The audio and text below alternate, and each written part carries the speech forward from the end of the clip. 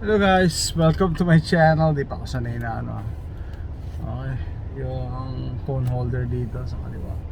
Kabibili ko na sa Amazon, testing din. So ngayon, Monday, September 25, 2023. Sama kayo, walang pasok si EJ ngayon. Parang teacher's holiday. Sana lumabas kami tapos mag-U-turn sa Stockton Falls Drive. Sana nag-camping kami or nag-out of town, kaso hindi pwede, may trabaho si Mrs. Tapos si AJ naman, kung tandaan nyo, nag-bike kami ng Friday, may sakit, may lagnat ubo. Pero ngayon magaling na siya, kaya yan, tambay lang siya sa bahay. And kanina umaga ba nagbabrowse ako online, may nagpost sa marketplace ng AC, aircon, portable AC. Binibenta niya ng $50 lang. Tapos make an offer daw. Ang problema daw nun, masyado rin malakas para sa apartment niya. Nagtitrip daw yung breakers. Or sabi niya, baka daw nag-overheat. So dalawang magkaiba yun kasi 10,000 BTU, no? So, magkaiba yun. Pero quick search on YouTube and Google, isip ko, madali lang yan ayusin. Kung sakaling yung nag-overheat, baka madumi lang. So dumiretso lang ng 15 minuto patungo sa Katy Freeway. It's worth the risk. Okay, so imagine niyo, $30 may portable AC ka na 10,000 BTU. Kasi mainit dito sa Texas, di ba? Yung central AC namin sa bahay, na siya, 14 years na siya, mag-15 na. June ang masira. So ang halaga pag pinalitan mo yung central AC, around $6,000 to $10,000, no? Buti nga sa amin, isa lang ang AC. Yung meron kami kakilala, dalawang AC daw nila nasira, tapos pinalitan 10,000 isa. Sabi ko, siguro pwede pa ayusin yun, pero sinasuggest syempre ng mga AC technician, palitan na, mas malaki kita nila. So anyway, ang naisip ko kasi, to prolong the life of our central AC, kailangan pagpahingayin mo siya, no? Minsan pag hindi mo pagka sobrang init, 'di ba? Nag-work overtime 'yan. Yung kalsada yan, kaya nagsishake yung camera. Okay. Mashake sa windshield. Tara.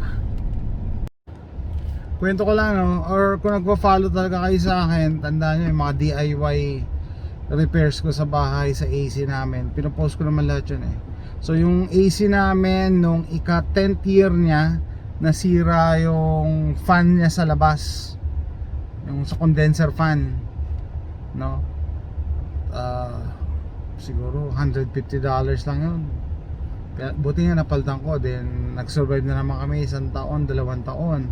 And then last year, nung bagong dating yung pamangkin ko dito, nasira naman yung blower fan sa loob ng bahay, no? So mura lang yun, less than 100 lang yata. Pero imagine nyo, kung sakali may masira lang sa AC mo, tapos hindi gagana, sabihin sa'yo, palitan natin lahat, diba? Ang laking gastos nun. Pero totoo yan, no? Pag nasira ang AC nyo, mas magandang isuggest ng AC technician na palitan lahat. Kasi bakit? Mas malaki ang gastos, mas malaki ang kita nila, 'di ba? Ba't sila magpapakahirap na bariyang kita? Mas malaki ang kikitain nila. Mas madali nga sa kanila yung magpalit kaysa mag-repair.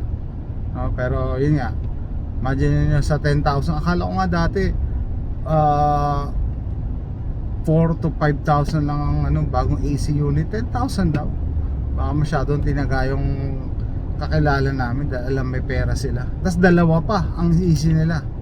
So 20 million. Hey guys, we're close. We're half a mile.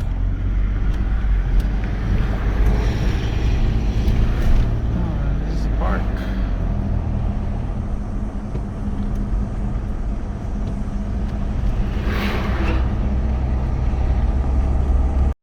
This is the apartment complex. She said park by the dumpster.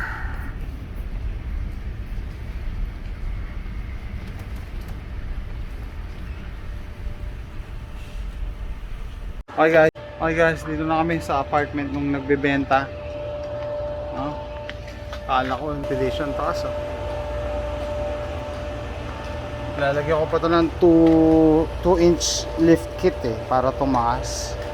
So next time, sabit na yan. As it sits, hindi na ako kasya sa parking lot ng mall. Sumabit ako last time sa Galleria. Okay guys, picked it up. So let's go home. Alright guys, on my way home and the weather turned.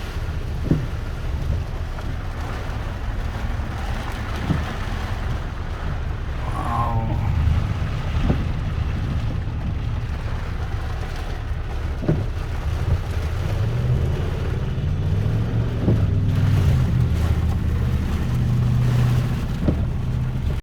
Hi guys, this is the first rain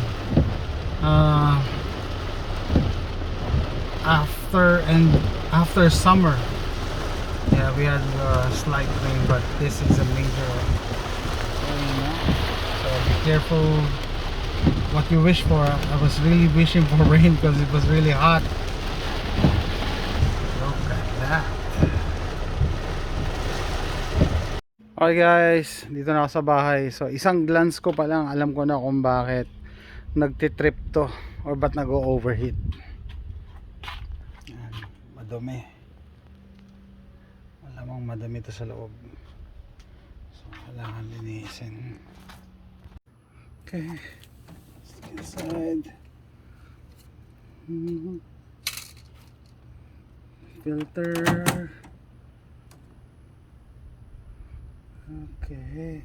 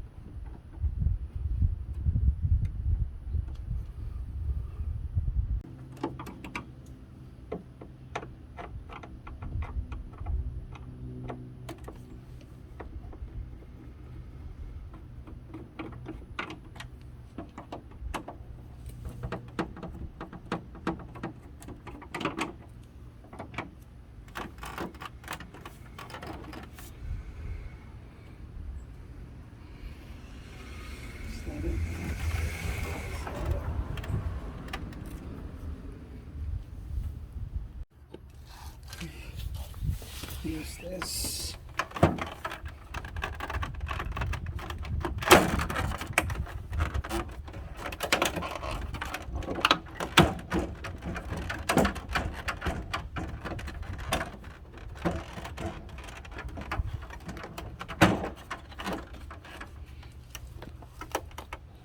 Screw.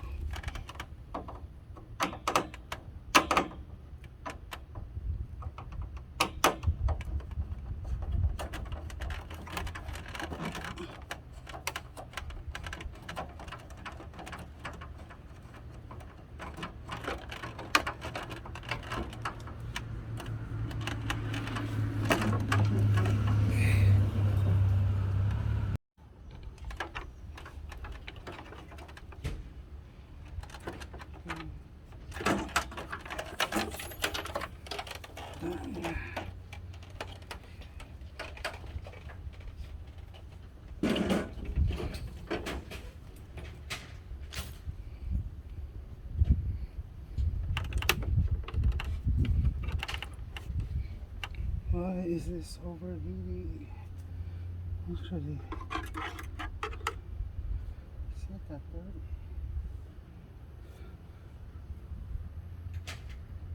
Okay, it's open. I think this is the culprit.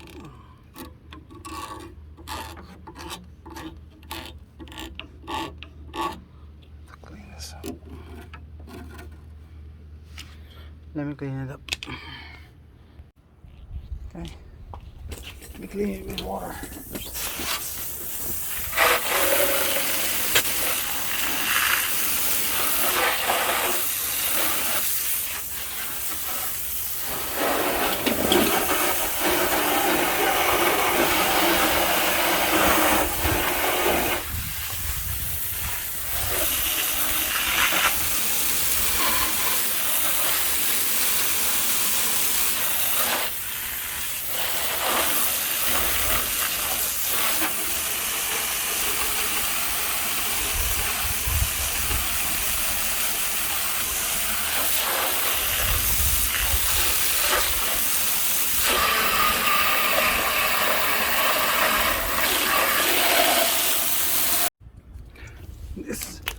is soapy water.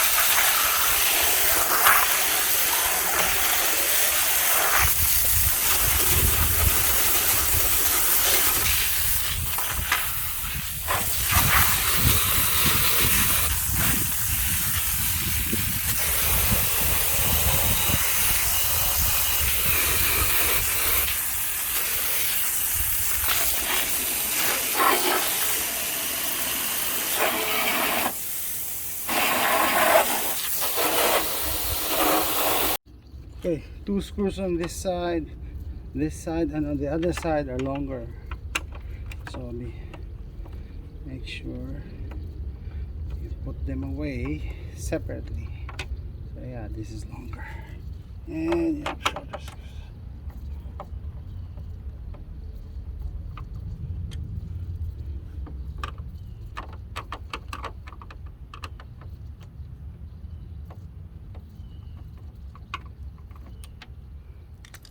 Okay.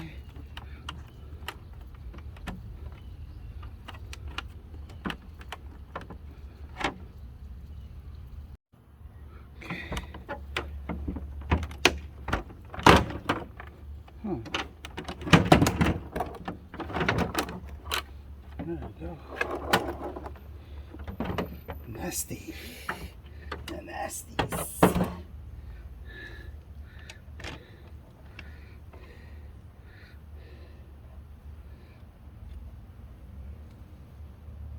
E.